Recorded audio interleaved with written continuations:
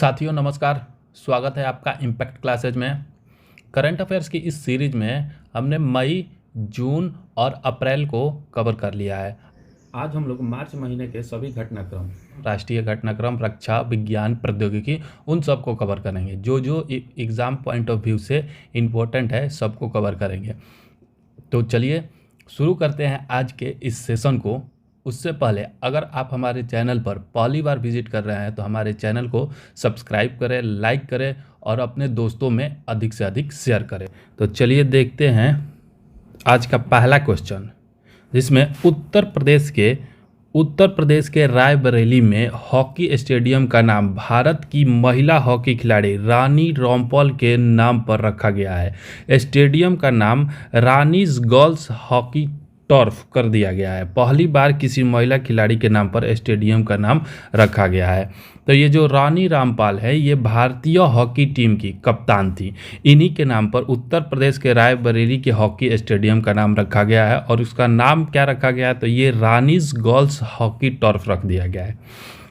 चलिए अगला देखते हैं। हाल ही में जारी सेलिब्रिटी ब्रांड वैल्यूएशन रिपोर्ट 2022 के अनुसार अभिनेता रणवीर सिंह भारत के सबसे मूल्यवान सेलिब्रिटी बन गए हैं। वहीं भारतीय क्रिकेटर विराट कोहली दूसरे स्थान पर हैं। तो भारत के सबसे मूल्यवान सेलिब्रिटी कौन बन गए हैं, तो ये रणवीर सिंह बन गए हैं और भारतीय क्रिकेटर विराट कोहली दूसरे स्थान पर हैं। अगला देखते हैं कि चोल कला में निर्मित हनुमान जी की चोरी हुई कांस्य की मूर्ति पुनः ऑस्ट्रेलिया से वापस तमिलनाडु में लाया गया। तो ये जो चोल कला में निर्मित की गई थी हनुमान जी की मूर्ति वो चोरी हो गया था, जिसे ऑस्ट्रेलिया से पुनः तमिलनाडु में लाया गया है। चलिए नेक्स्ट देखते हैं। केंद्रीय कृषि मंत्री नरेंद्र सिंह तोमर ने प्रधानमंत्री फसल बीमा योजना के तहत बीमा दावा वितरण के लिए डिजी क्लेम लॉन्च किया है। इसके माध्यम से डिजिटल तरीके से सीधा किसानों के बैंक खातों में भुगतान किया जाएगा। तो ये जो है डीजी क्लेम इसको याद रखिएगा। तो किसने लॉन्च किया है, तो ये केंद्रीय कृषि मंत्री नरेंद्र सिंह तोमर के द्वारा लॉन्च किया गया है और ये किसके लिए, तो बीमा दावा वितरण के लिए किया गया है।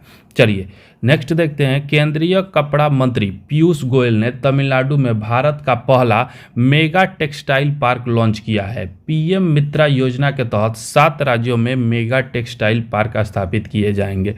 तो इसमें देखने वाली बात यह है कि मेगा टेक्सटाइल पार्क कहाँ लॉन्च किया गया, तो ये तमिलनाडु में लॉन्च किया गया है। और ये किस योजना के तहत, तो ये पीएम मित्रा योजना के तहत लॉन्च किया गया है, जिसमें कुल 7 राज्यों में मेगा टेक्सटाइल पार्क बनाने का निर्णय लिया गया है। चलिए नेक्स्ट देखते हैं। महाराष्ट्र के लातूर शहर में डॉक्टर भीमराव अंबेडकर की 70 फीट ऊंची प्रतिमा स्टैचू ऑफ नॉलेज की स्थापना की जाएगी।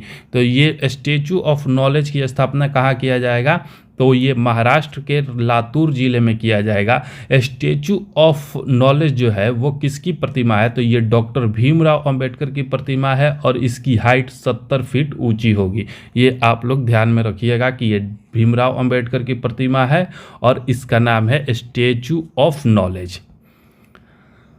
नेक्स्ट देखते हैं कि आरबीआई ने ओडिशा के भुवनेश्वर में ग्रीनफील्ड डेटा सेंटर तथा साइबर सुरक्षा प्रशिक्षण संस्थान स्थापित करने की घोषणा की है। तो ग्रीनफील्ड डेटा सेंटर कहाँ स्थापित किया जाएगा, तो ये ओडिशा के भुवनेश्वर में।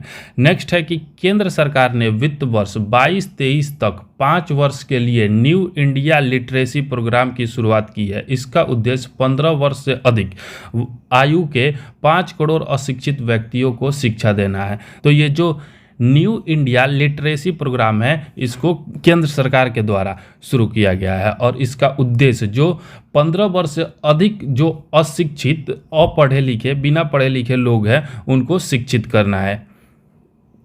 चलिए नेक्स्ट देखते हैं। नई दिल्ली में आयोजित स्वच्छोत्सव 2023 कार्यक्रम में आवास एवं शहरी मामले के मंत्री हरदीप सिंह पुरी ने भारत के 1000 शहरों को अक्टूबर 2024 तक 3 स्टार कचरा मुक्त बनाने का लक्ष्य निर्धारित किया है।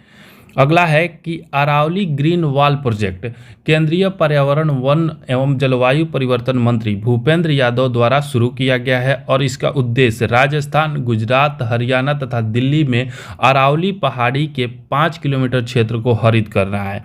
तो ये जो अरावली ग्रीन वॉल प्रोजेक्ट है, इसको केंद्रीय पर्यावरण, वन एवं जलवायु परिवर्तन मंत्री भूपेंद्र यादव के द्वारा शुरू किया गया। और इसका उद्देश्य क्या है? तो इसका उद्देश्य है कि जो गुजरात, राजस्थान, हरियाणा, दिल्ली के आसपास अरावली पहाड़ी के 5 किलोमीटर क्षेत्र को हरित करना है। चलिए नेक्स्ट देखते हैं। केंद्रीय बंदरगाह, नौवहन एवं जलमार्ग तथा आयुष मंत्री सर्बानंद सोनोवाल ने सागर मंथन नामक वास्तविक समय प्रदर्शन निगरानी डैशबोर्ड का उद्घाटन किया। इसका उद्देश्य समुद्री परिवहन के क्षेत्र में डिजिटलीकरण तथा पारदर्शिता को बढ़ावा देना है। चलिए नेक्स्ट देखते हैं। 27 से 28 मार्च 2023 को नई दिल्ली में पहला इंटरनेशनल क्वांटम कम्युनिकेशन कॉन्क्लेव का आयोजन किया गया। तो इसको ध्यान में रखिएगा कि पहला इंटरनेशनल क्वांटम कम्युनिकेशन कॉन्क्लेव का उद्घाटन कहाँ किया गया? तो ये नई दिल्ली में किया गया है। चलिए अगला है कि राजस्थान स्वास्थ्य का अधिकार बिल पारित करने वाला भारत का पहला राज्य बन गया है। तो ये स्वास्थ्य का अधिकार किस राज्य के द्वारा पारित किया गया है? तो ये राजस्थान के द्वारा पारित किया गया। वहीं अगर देखा जाए तो राइट टू वॉक, चलने का अधिकार कहाँ लागू किया गया है? तो चलने का अधिकार पंजाब में लागू किया गया है। नेक्स्ट देखते हैं। प्रधानमंत्री नरेंद्र मोदी ने टेली कम्युनिकेशन डिपार्टमेंट द्वारा शुरू की गई पहल कॉल बिफोर यू डिग को लॉन्च किया है। इसका उद्देश्य भूमिगत तार व पाइपलाइन को नए कंस्ट्रक्शन से होने वाले नुकसान से बचाना है। तो ये जो कॉल बिफोर यू डिग की शुरुआत प्रधानमंत्री नरेंद्र मोदी के द्वारा किया गया है। अगला कि मध्य प्रदेश सरकार ने युवाओं को रोजगार से जोड़ने के लिए भोपाल में युवा महापंचायत के दौरान राज्य युवा नीति तथा युवा पोर्टल की शुरुआत की है। अगला है कि आईआईटी मद्रास के शोधकर्ताओं ने 30 सेकंड के भीतर दूध में मिलावट का पता लगाने वाले पॉकेट फ्रेंडली डिवाइस विकसित किया है। तो ये दूध में मिलावट का पता लगाने के लिए आईआईटी मद्रास के द्वारा पॉकेट फ्रेंडली डिवाइस को विकसित किया गया है। अगला देखते हैं। केंद्रीय गृह मंत्री अमित शाह ने बेंगलोर में भगवान वासवेश्वर तथा नाद प्रभु कैंपेगौड़ा की मूर्ति का अनावरण किया है। नेक्स्ट है कि हाल ही में ओडिशा सरकार ने गंधमर्दन पहाड़ी क्षेत्र को जैव विविधता विरासत स्थल घोषित किया है। तो ये गंधमर्दन पूछा जा सकता है कि गंधमर्दन पहाड़ी क्षेत्र कहाँ स्थित है? तो ये ओडिशा में स्थित है। नेक्स्ट है। नेशनल ग्रीन ट्रिब्यूनल एनजीटी ने रामसर स्थलों की सुरक्षा में विफल होने पर केरल सरकार पर 10 करोड़ रुपए का जुर्माना लगाया है। तो इसको ध्यान में रखिएगा कि किस पर रामसर स्थलों के सुरक्षा में विफल होने पर जुर्माना लगाया गया। तो ये केरल सरकार पर लगाया गया है। नेक्स्ट है कि केंद्रीय ग्रामीण विकास मंत्री गिरिराज सिंह ने ग्रामीण युवाओं को कुशल बनाने तथा उद्योग में उनकी भागीदारी बढ़ाने के लिए कैप्टिव रोजगार पहल की शुरुआत की है। तो कैप्टिव रोजगार पहल की शुरुआत गिरिराज सिंह के द्वारा किया गया है। अगला है कि प्रधानमंत्री नरेंद्र मोदी ने नई दिल्ली में 6G विजन डॉक्यूमेंट लॉन्च किया।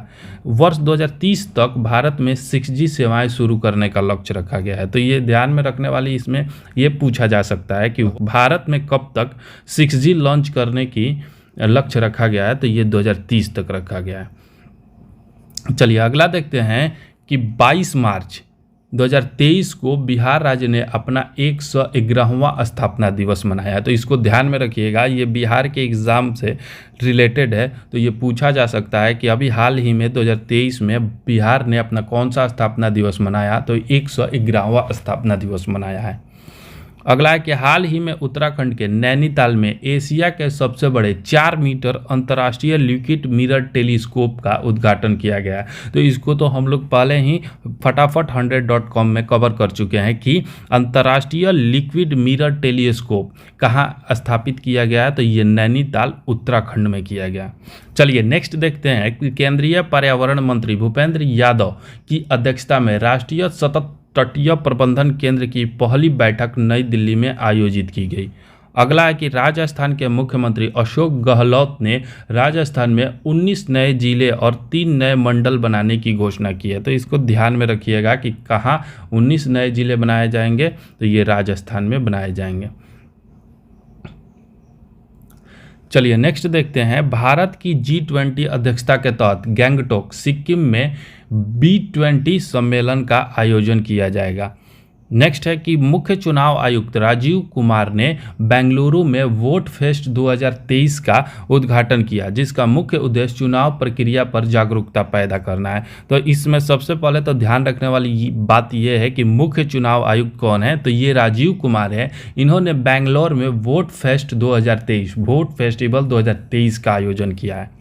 चलिए नेक्स्ट देखते हैं। केंद्रीय गृह मंत्रालय ने सेवानिवृत्त अग्निवीरों के लिए केंद्रीय औद्योगिक सुरक्षा बल CISF एवं BSF में रिक्तियों में 10% आरक्षण की घोषणा की है। चलिए नेक्स्ट देखते हैं कि सांख्यिकी और कार्यक्रम कार्यान्वयन मंत्रालय के राज्य मंत्री ने नई दिल्ली में भारत के महिला और पुरुष 2022 शीर्षक से प्रकाशन का 24वां संस्करण जारी किया है।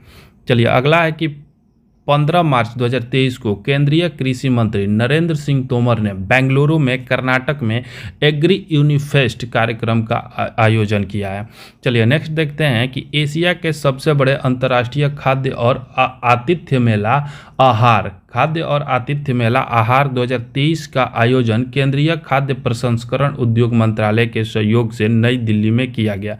तो ये जो अंतर्राष्ट्रीय खाद्य और आतिथ्य मेला आहार का आयोजन कहाँ किया गया, तो ये नई दिल्ली में किया गया है। चलिए नेक्स्ट देखते हैं। हाल ही में उत्तराखंड सरकार ने राज्य सरकार के विभिन्न पदों पर राज्य के गठन के लिए आंदोलन करने वालों के लिए 10% क्षैतिज आरक्षण की मंजूरी दी है। तो इसको ध्यान में रखा जा सकता है कि राज्य के लिए जिन्होंने आंदोलन किया है उनके लिए 10% क्षैतिज आरक्षण का प्रावधान उत्तराखंड सरकार के द्वारा किया गया है। नेक्स्ट है केंद्रीय सड़क और परिवहन मंत्री नितिन गडकरी ने बेंगलुरु में पहली मेथनॉल से चलने वाली बसों का अनावरण किया है। पहली मेथनॉल से चलने वाली बस का उद्घाटन कहाँ किया गया है, तो ये नितिन गडकरी के द्वारा बेंगलुरु में किया गया है। चलो अगला देखते हैं। तमिलनाडु का 18वां वन्यजीव अभयारण्य थानथाई पेरियार वन्यजीव अभयारण्य ईरोड जिला में स्थापित किया जाएगा। तो ये कि थानथाई पेरियार वन्यजीव अभयारण्य कहाँ का है, तो ये तमिलनाडु का है और 18वां वन्यजीव अभयारण्य है। नेक्स्ट है कि संस्कृति मंत्रालय द्वारा 60 वर्ष और उससे अधिक आयु के देश के अनुभवी कलाकारों को वित्तीय सहायता प्रदान करने के लिए वयोवृद्ध कलाकारों के लिए वित्तीय सहायता के नाम से एक योजना का संचालन किया जाता है। नेक्स्ट देखते हैं कि एशिया की पहली महिला locomotive pilot Surekha Yadav Vande Bharat express चलाने वाली पहली महिला लोको पायलट बन गई हैं। तो ये इम्पोर्टेंट क्वेश्चन हो जाता है क्योंकि पहली महिला जिन्होंने वंदे भारत एक्सप्रेस चलाया है वे सुरेखा यादव है। तो इसको ध्यान में रखिएगा कि सुरेखा यादव है। नेक्स्ट देखते हैं। प्रधानमंत्री नरेंद्र मोदी ने कर्नाटक के हुबली में श्री सिद्धारूढ़ा रेलवे स्टेशन पर 1.5 किलोमीटर लंबे विश्व के सबसे लंबे रेलवे प्लेटफॉर्म का उद्घाटन किया है। तो इसको भी ध्यान में रखिएगा, ये भी इम्पोर्टेंट हो जाता है कि विश्व के सबसे लंबे रेलवे प्लेटफॉर्म का उद्घाटन कर्नाटक के हुबली में किया गया है। नेक्स्ट है अशोक लीलैंड ने तमिलनाडु में अपने होसूर संयंत्र में 100% महिला कर्मचारियों के साथ एक all women production line launch किया है। नेक्स्ट देखते हैं। भारतीय वायुसेना में ग्रुप कैप्टन शैलेजा धामी भारतीय वायुसेना में कॉम्बैट यूनिट की कमान लेने वाली पहली महिला अधिकारी बन गई है। तो इसको भी आप ध्यान में रख सकते हैं कि कॉम्बैट यूनिट की कमान लेने वाली पहली महिला अधिकारी शैलेजा धामी बन गई हैं। अगला देखते हैं। अगला है कि सेवलॉन इंडिया कंपनी ने पूर्व क्रिकेटर सचिन तेंदुलकर को अपने स्वास्थ्य भारत मिशन के लिए दुनिया का पहला हैंड एम्बेसडर नियुक्त किया है। तो इसको आप लोग ध्यान में रखिएगा कि हैंड एम्बेसडर किसे नियुक्त किया गया है, तो यह सचिन तेंदुलकर को नियुक्त किया गया है। सचिन तेंदुलकर को ही महाराष्ट्र सरकार के द्वारा स्माइल ब्रांड एम्बेसडर नियुक्त किया गया है। इसको भी आप लोग ध्यान में रखिएगा। नेक्स्ट है कि केंद्रीय युवा मामले एवं खेल मंत्री अनुराग सिंह ठाकुर ने IIT रोपड़ पंजाब में युवा उत्सव भारत @2047 को लॉन्च किया। तो इसको आप लोग बिल्कुल ध्यान में रखिएगा कि युवा उत्सव भारत @2047 कहाँ लॉन्च किया गया है, तो ये IIT रोपड़ पंजाब में लॉन्च किया गया है। चलिए नेक्स्ट देखते हैं। 8 मार्च 2023 को मुंबई महाराष्ट्र में अखिल भारतीय महिला लोक कला सम्मेलन का आयोजन किया गया। तो 8 मार्च को ही विश्व महिला दिवस, अंतर्राष्ट्रीय महिला दिवस के रूप में मनाया जाता है। इसी के उपलक्ष्य में अखिल भारतीय महिला लोक कला सम्मेलन का आयोजन मुंबई में किया गया। चलिए अगला है कि बॉम्बे स्टॉक एक्सचेंज BSE और संयुक्त राष्ट्र महिला भारत ने वित्तीय साक्षरता के प्रति महिलाओं को सशक्त बनाने के लिए फिन एम्पावर कार्यक्रम की शुरुआत की है। तो इसको ध्यान में रखिएगा कि फिन एम्पावर कार्यक्रम बॉम्बे स्टॉक एक्सचेंज और संयुक्त राष्ट्र महिला के द्वारा शुरू किया गया है। चलिए नेक्स्ट देखते हैं। महाराष्ट्र के चंद्रपुर और यवतमाल जिलों को जोड़ने वाले राजमार्ग पर 200 मीटर लंबा बांस क्रैश बैरियर लगाया गया है। इस बांस क्रैश बैरियर को बाहुबली नाम दिया गया है। चलिए नेक्स्ट देखते हैं। महिला एवं बाल विकास मंत्रालय द्वारा पोषण के महत्व के बारे में जागरूकता बढ़ाने के लिए 20 मार्च से 3 अप्रैल तक 5वां पोषण पखवाड़ा मनाया गया। तो इसको ध्यान में रखिएगा कि पांचवा पोषण पखवाड़ा कब मनाया गया। तो 20 मार्च से 3 अप्रैल तक मनाया गया, जिसका थीम क्या था कि सभी के लिए पोषण, एक साथ स्वस्थ भारत की ओर। तो ये इसका थीम भी आप लोग ध्यान में रखिएगा कि सभी के लिए पोषण, एक साथ स्वस्थ भारत की ओर इसका थीम था। चलिए नेक्स्ट देखते हैं। जल शक्ति मंत्रालय द्वारा ग्रामीण जल और स्वच्छता क्षेत्र में महिला चैंपियनों को सम्मानित करने हेतु 4 मार्च 2023 को नई दिल्ली में स्वच्छता सुजल शक्ति सम्मान 2023 का आयोजन किया गया। तो इसको आप लोग याद रखिएगा कि स्वच्छता सुजल शक्ति सम्मान का आयोजन नई दिल्ली में किया गया और किसके द्वारा किया गया। तो ये जल शक्ति मंत्रालय के द्वारा किया गया। अगला है कि उत्तर प्रदेश सरकार ने इलेक्ट्रिक वाहनों के खरीदारों के लिए राज्य में रोड टैक्स और पंजीकरण शुल्क में छूट देने की घोषणा की है। नेक्स्ट है कि भारतीय प्रतिस्पर्धा आयोग CCI के द्वारा प्रतिस्पर्धा कानून के अर्थशास्त्र पर 8वें सम्मेलन नई दिल्ली में आयोजित किया गया। नेक्स्ट है कुमारकोम केरल में वैश्विक उत्तरदायी पर्यटन शिखर सम्मेलन का आयोजन किया जाएगा। आप लोग इसको ध्यान में रखिएगा कि ये जो वैश्विक उत्तरदायी पर्यटन शिखर सम्मेलन है, इसका आयोजन केरल के कुमारकोम में किया गया। अगला है कि भारतीय पुरातत्व सर्वेक्षण ने हाल ही में ओडिशा के पुरी में स्थित जगन्नाथ मंदिर के पास 1300 साल पुराने बौद्ध स्तूप की खोज की है। नेक्स्ट है कि सर्वोच्च न्यायालय की 5 जजों की संवैधानिक पीठ यह फैसला सुनाया है कि मुख्य चुनाव आयुक्त और चुनाव आयुक्तों को एक समिति की सलाह पर राष्ट्रपति द्वारा नियुक्त किया जाना चाहिए। इस समिति में प्रधानमंत्री, लोकसभा के विपक्ष के नेता और भारत के मुख्य न्यायाधीश शामिल होंगे। तो इसको आप लोग ध्यान में रखिएगा कि सर्वोच्च न्यायालय की 5 जजों की संवैधानिक पीठ ने यह सलाह दिया है, फैसला दिया है कि मुख्य चुनाव आयुक्त और चुनाव आयुक्तों की नियुक्ति एक समिति के द्वारा किया जाना चाहिए, जिस समिति में प्रधानमंत्री, लोकसभा के विपक्ष के नेता और भारत के मुख्य न्यायाधीश शामिल होंगे। इसको आप लोग बिल्कुल ध्यान में रखिएगा, ये बहुत इंपॉर्टेंट क्वेश्चन हो जाता है। चलिए नेक्स्ट देखते हैं। नेशनल डेमोक्रेटिक प्रोग्रेसिव पार्टी की हेकानी जाखलू नागालैंड राज्य विधानसभा चुनाव में निर्वाचित होने वाली पहली महिला बन गई है। नेक्स्ट है, राजस्थान सरकार ने हाल ही में जयपुर में भारत की पहली व्यवहार प्रयोगशाला की स्थापना की मंजूरी दी गई है। तो भारत की पहली व्यवहार प्रयोगशाला राजस्थान के जयपुर में स्थापित किया जाएगा। नेक्स्ट है कि 1 मार्च 2023 को जम्मू कश्मीर के श्रीनगर से एशिया की अब तक की सबसे लंबी साइकिल रेस को हरी झंडी दी गई। 3651 किलोमीटर की यह रेस कन्याकुमारी में समाप्त होगी। नेक्स्ट है कि केंद्रीय जांच ब्यूरो ने 1 साल में ऑपरेशन त्रिशूल के तहत विभिन्न आपराधिक गतिविधियों में शामिल 33 भगोड़ों का प्रत्यार्पण किया। अगला है कि 17 मार्च 2023 को नई दिल्ली में विदेश मंत्री एस जयशंकर द्वारा national gallery of modern art में श्रीलंकाई प्रदर्शनी Geoffrey Bawa it is essential to be there का उद्घाटन किया है। नेक्स्ट है, केंद्रीय शिक्षा मंत्री धर्मेंद्र प्रधान ने घोषणा की है कि 2 ऑस्ट्रेलियाई विश्वविद्यालय वोलोंगोंग और डीकिन विश्वविद्यालय गुजरात के गिफ्ट सिटी में कैंपस स्थापित करेंगे। तो इसको ध्यान में रखिएगा कि 2 ऑस्ट्रेलियाई विश्वविद्यालय वोलोंगोंग और डीकिन विश्वविद्यालय गुजरात के गिफ्ट सिटी में कैंपस स्थापित करेंगे। चलिए नेक्स्ट है मध्य रेलवे। मध्य रेलवे ने पूरे ब्रॉडगेज नेटवर्क का 100% विद्युतीकरण कर दिया है। तो इसको ध्यान में रखिएगा कि मध्य रेलवे के द्वारा ब्रॉडगेज नेटवर्क की 100% विद्युतीकरण कर दिया गया है। नेक्स्ट है कि भारतीय रेलवे ने उत्तराखंड राज्य के पूरे ब्रॉडगेज नेटवर्क का भी 100% विद्युतीकरण कर दिया है।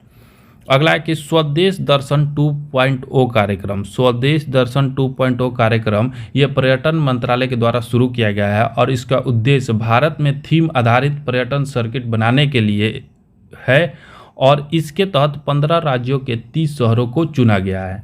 तो ये जो स्वदेश दर्शन योजना है, कार्यक्रम है, इसको पर्यटन मंत्रालय द्वारा शुरू किया गया और इसका उद्देश्य है कि भारत में थीम पार्क आधारित पर्यटन सर्किट बनाने के लिए। जैसे थीम पार्क का मतलब होता है जैसे राम सर्किट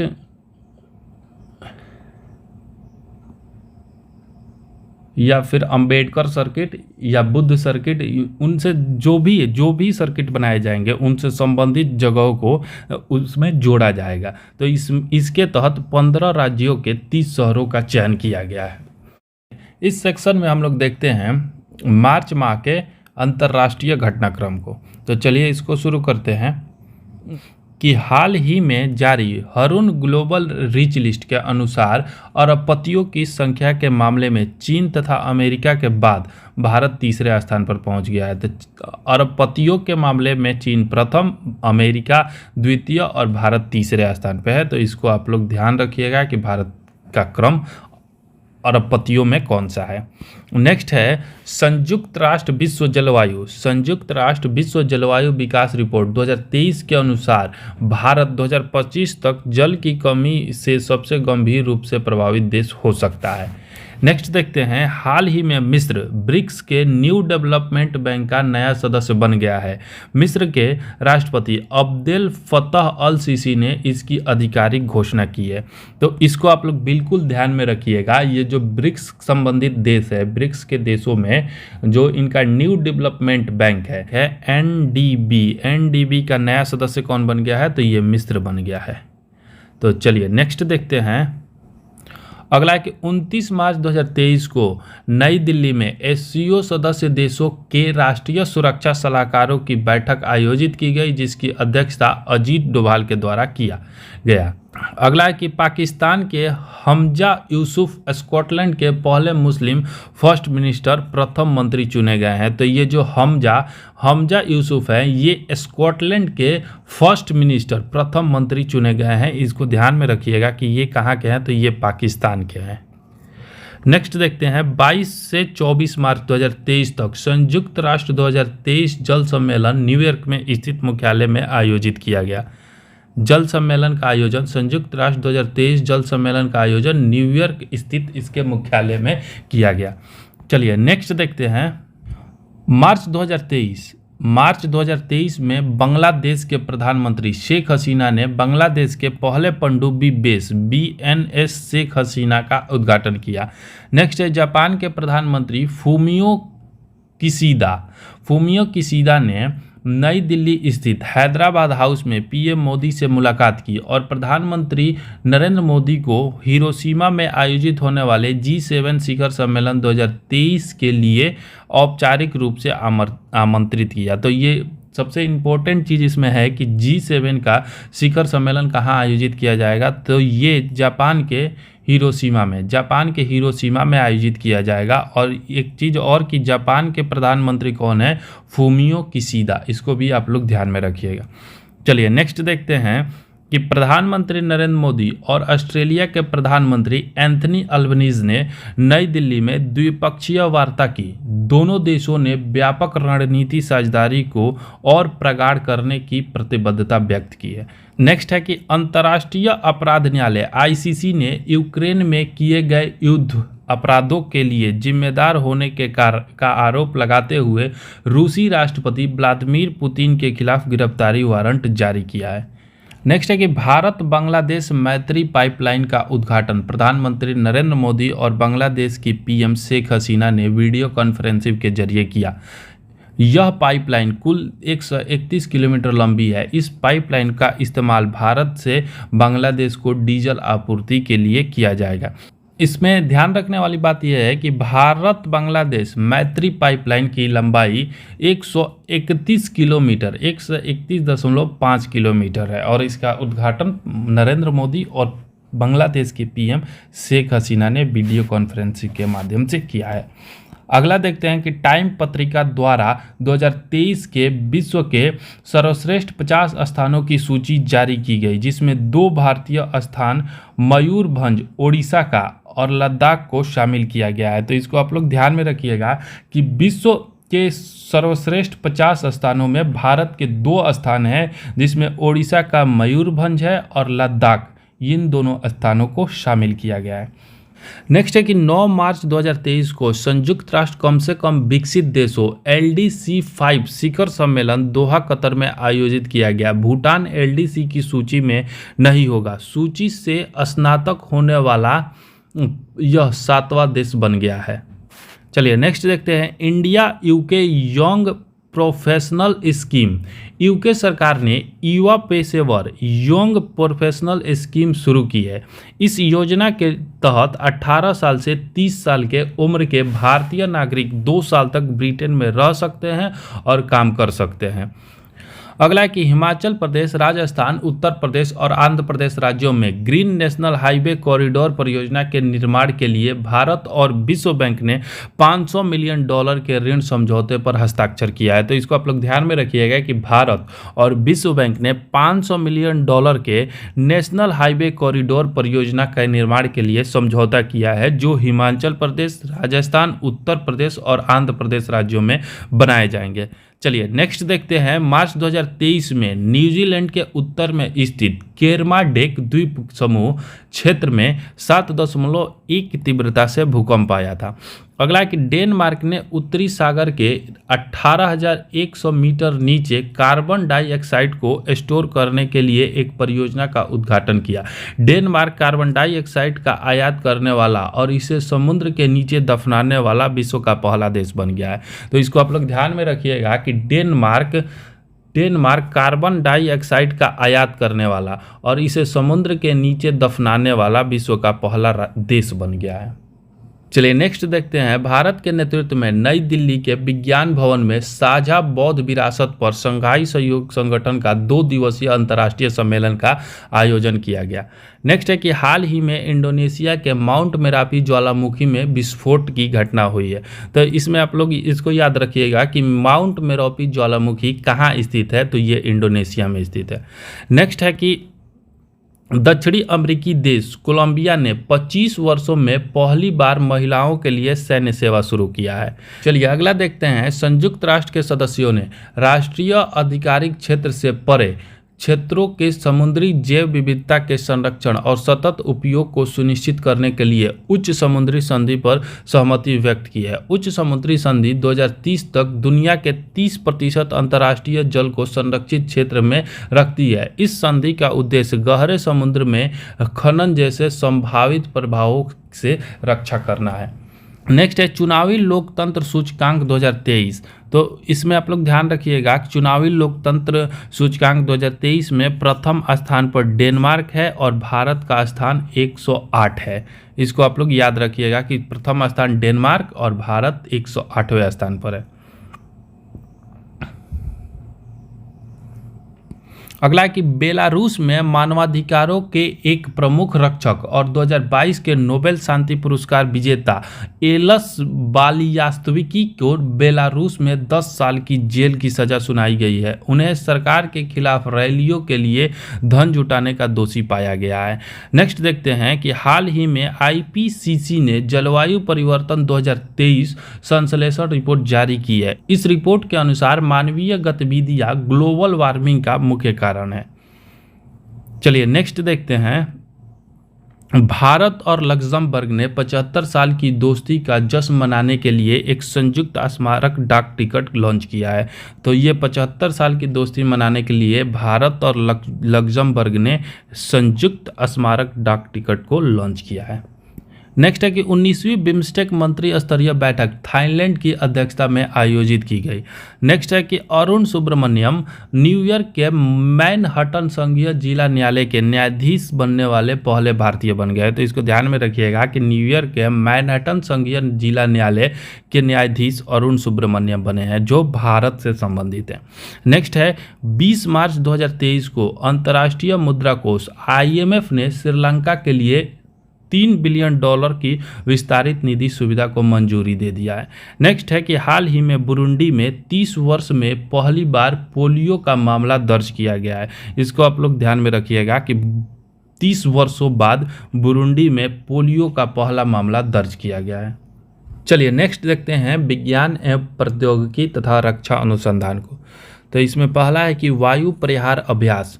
भारतीय थल सेना तथा वायुसेना ने पूर्वोत्तर LAC के पास वायु परिहार अभ्यास का आयोजन किया। तो ये वायु प्रहार अभ्यास का आयोजन भारतीय थल सेना और वायुसेना के बीच किया गया, LAC पर लाइन ऑफ एक्चुअल कंट्रोल पर किया गया। इसको आप लोग याद रखिएगा, ठीक है। चलिए नेक्स्ट देखते हैं एरोस्पेस कंपनी रिलेटिविटी स्पेस ने दुनिया का पहला 3D प्रिंटेड रॉकेट टेरन 1 को तीसरे प्रयास में सफलतापूर्वक लॉन्च किया। इसे फ्लोरिडा के cap Canaveral space force base से लॉन्च किया गया। तो इसमें ध्यान रखने वाली बात यह है कि दुनिया का पहला 3D प्रिंटेड रॉकेट टेरन 1 है और इसको एरोस्पेस कंपनी रिलेटिविटी स्पेस ने सफलतापूर्वक लॉन्च कर दिया है। नेक्स्ट देखते हैं 28 मार्च को पुणे महाराष्ट्र में भारत और अफ्रीकी देशों के सेनाओं के प्रमुख का पहला संयुक्त सम्मेलन आयोजित किया गया, जिसमें रक्षा मंत्री राजनाथ सिंह शामिल हुए। नेक्स्ट देखते हैं कि इसरो तथा न्यू स्पेस इंडिया लिमिटेड ने वन वेब इंडिया 2 मिशन के तहत 36 उपग्रहों को लॉन्च किया। इसे LVM launch vehicle mark 3 rocket के जरिए लॉन्च किया गया। तो इसमें आप लोग याद रखिएगा कि वन वेब इंडिया 2 के तहत 36 उपग्रहों को लॉन्च किया गया और LVM-3 launch vehicle mark 3 rocket से इसको लॉन्च किया गया और ये दो एजेंसी इसरो और न्यू स्पेस इंडिया लिमिटेड का प्रोजेक्ट था। नेक्स्ट है कि भारतीय अंतरिक्ष अनुसंधान संगठन इसरो द्वारा युवा वैज्ञानिक कार्यक्रम ईविका 2023 की शुरुआत की गई। यह कार्यक्रम छात्र को अंतरिक्ष प्रौद्योगिकी, अंतरिक्ष विज्ञान और अंतरिक्ष अनुप्रयोगों पर ज्ञान देता है। ईविका 2023 का शुरुआत इसरो के द्वारा किया गया है।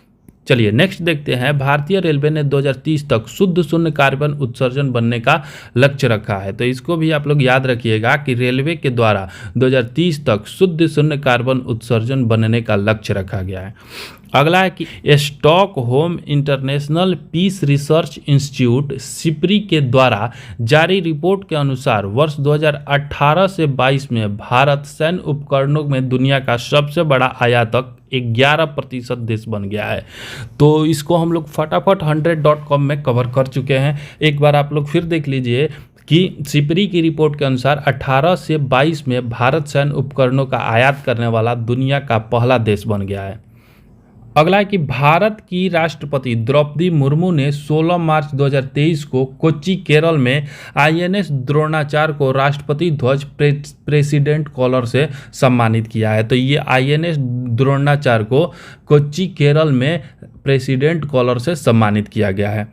अगला देखते हैं कि इसरो ने हाल ही में लैंडस्लाइड एटलस ऑफ इंडिया जारी किया है, जो देश में भूस्खलन वाले हॉट स्पॉट की पहचान करता है। नेक्स्ट देखते हैं कि अमेरिकी कंपनी रिलेटिविटी स्पेस ने दुनिया के पहले 3D प्रिंटेड रॉकेट टेरन 1 को सफलतापूर्वक प्रक्षेपण कर इतिहास रचा है। यह launch good luck have fun mission के हिस्सा है। स्टेज 2 में अलग होने के क्रम में यह ऑर्बिट में नहीं पहुंच सका। ये जो अभी हम लोग पढ़े हैं कि ट्रान 1 है, इसको अमेरिकी कंपनी रिलेटिविटी स्पेस ने 3D प्रिंटेड रॉकेट के रूप में बनाया है और इसका सफल परीक्षण किया गया। यह launch good luck have luck GLHF mission का एक हिस्सा है। नेक्स्ट देखते हैं कि भारत में H3N2 से मौत का पहला मामला कर्नाटक के हासन जिले में दर्ज किया गया। 82 वर्षीय हीरे गौड़ा की मौत H3N2 वायरस से हो गई। तो H3N2 वायरस का संबंध किससे है? तो ये इन्फ्लुएंजा से संबंधित है। अगला है कि भारतीय नौसेना को पानी के नीचे पनडुब्बी रोधी युद्ध रॉकेट RGB-60 के लिए पहला पूरी तरह से स्वदेशी फ्यूज YDB-60 प्राप्त हुआ है। इसे इकोनॉमिक एक्सप्लोसिव लिमिटेड द्वारा विकसित किया गया है। नेक्स्ट देखते हैं कि नौसेना अभ्यास सी ड्रैगन 2023 संयुक्त राज्य अमेरिका में आयोजित किया गया, जिसमें भारत, अमेरिका, कनाडा, दक्षिण कोरिया और जापान ने भाग लिया है। कि रक्षा क्षेत्र के आत्मनिर्भर भारत पहल के हिस्से के रूप में भारत का पहला स्वदेशी चौपाया 4 पैर वाला रोबोट और एक्सो एक्सक्लेटन हैदराबाद स्थित स्वयं रोबोटिक द्वारा विकसित किया गया है। नेक्स्ट है DRDO ने ओडिशा के तट पर चांदीपुर इंटीग्रेटेड टेस्ट रेंज में very shorts range air defence system missile का सफल उड़ान परीक्षण किया है। अगला है कि बहुपक्षीय अभ्यास ला पेरोस 2023 फ्रांसीसी नौसेना द्वारा हिंद महासागर में आयोजित किया गया। तो इसको आप लोग ध्यान में रखिएगा कि बहुपक्षीय अभ्यास ला पेरोस 2023 का आयोजन फ्रांसीसी नौसेना के द्वारा हिंद महासागर में आयोजित किया गया है। चलिए नेक्स्ट देखते हैं कि NASA ISRO synthetic aperture radar इसको ध्यान में रखिएगा, उपग्रह इसरो को सौंप दिया है। इसे जनवरी 2024 में सतीश धवन अंतरिक्ष केंद्र से लॉन्च किया जाएगा। इसका उपयोग कृषि चित्रण और भूस्खलन प्रबल क्षेत्रों सहित विभिन्न उद्देश्यों के लिए किया जाएगा। नेक्स्ट देखते हैं भारतीय नौसेना के लिए दूसरे anti submarine warfare shallow watercraft INS Androth को कोलकाता में लॉन्च किया गया। तो इसमें आप लोग ये ध्यान रखिएगा कि INS एड्रोथ जो है इसको कहाँ लॉन्च किया गया? तो कोलकाता में लॉन्च किया गया। चलिए नेक्स्ट देखते हैं रवांडा मैसेंजर RNA टीकों के निर्माण की सुविधा वाला पहला अफ्रीका देश बन गया है। तो इसको आप लोग बिल्कुल ध्यान में रखिएगा कि रवांडा जो है ना मैसेंजर mRNA टीकों के निर्माण वाला पहला अफ्रीकी देश बना है। चलिए नेक्स्ट है कि रेडियो जीपीटी आर्टिफिशियल इंटेलिजेंस द्वारा संचालित दुनिया का पहला रेडियो प्लेटफॉर्म है, जिसे ओहियो बेट्स मीडिया कंपनी फ्यूचरी द्वारा विकसित किया गया है। तो इसको आप लोग ध्यान में रखिएगा कि रेडियो जीपीटी आर्टिफिशियल इंटेलिजेंस द्वारा संचालित दुनिया का पहला रेडियो प्लेटफॉर्म बन गया है, जिसे ओहियो बेट्स मीडिया कंपनी फ्यूचरी के द्वारा लॉन्च किया गया है।